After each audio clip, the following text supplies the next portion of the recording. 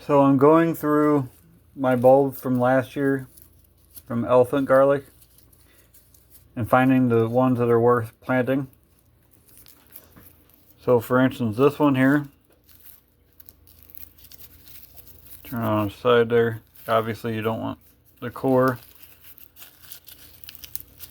But if you pop this off, this is about the right size, but you see it's got a bad chunk in it right there. So put that into to use, which means to use it for cooking.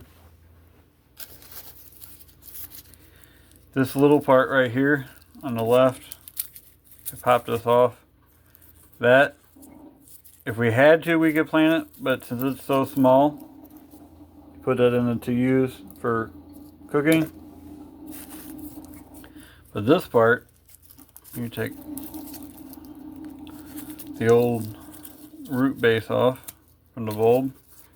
This right here, you try to get as much as the white peel part off.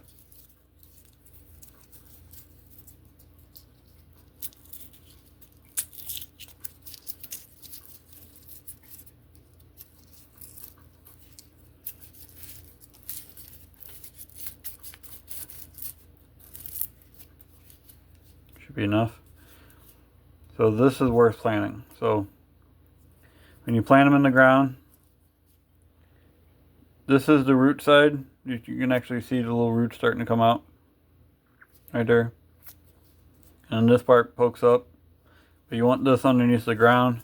Essentially, if the top of my fingers right here was the soil, the top of the soil, you want it buried about like that.